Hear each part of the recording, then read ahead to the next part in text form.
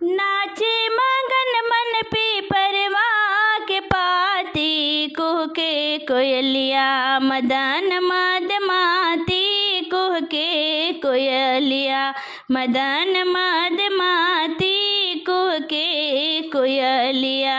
नाचे मगन मन पीपरवा के पाती, कुह के कोयलिया मदन मदमाती, कुह के कोयलिया।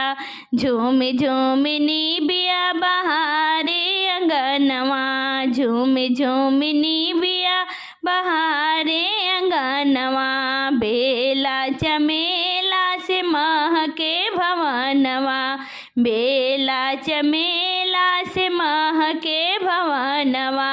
सुधिया के दिया नाजरे मोर राती, कुह के कोयलिया मदन मदमाती, कुह के कोयलिया मदन मदमाती, कुह के कोयलिया।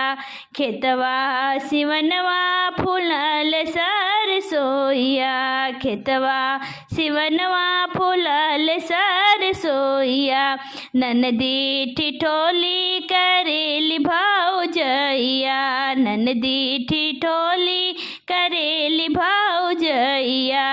पतिया के बतिया, पतिया के बतिया गुने दिन राती, कुह के कोयलिया मदन मदमाती, कुह के कोयलिया मदन मदमाती, कुह के कोयलिया।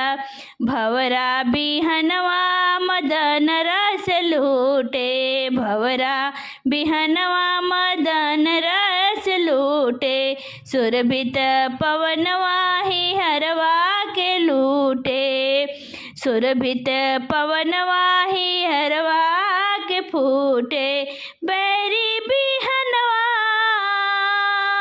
बैरी बिहनवा नगनिया सिराती, कुह के कोयलिया मदन मदमाती, कुह के कोयलिया मदन मदमाती, कुह के कोयलिया।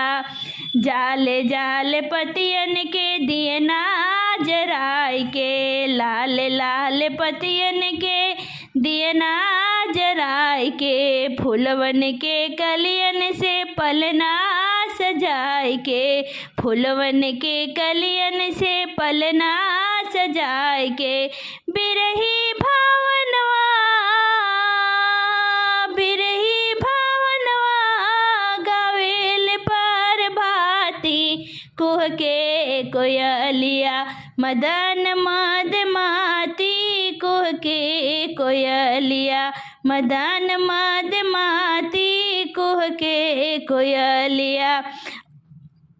अमवा बउरवा के बोझ झुक गईले, अमवा बउरवा के बोझ झुक गईले, सखिया पहुनवा बहुर घर अइले, सखिया पहुनवा बहुर घर अइले।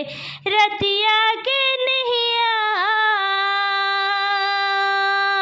रतिया के नहिया जरे मोर छाती, कुह के कोयलिया मदन मदमाती, कुह के कोयलिया मदन मदमाती, कुह के कोयलिया।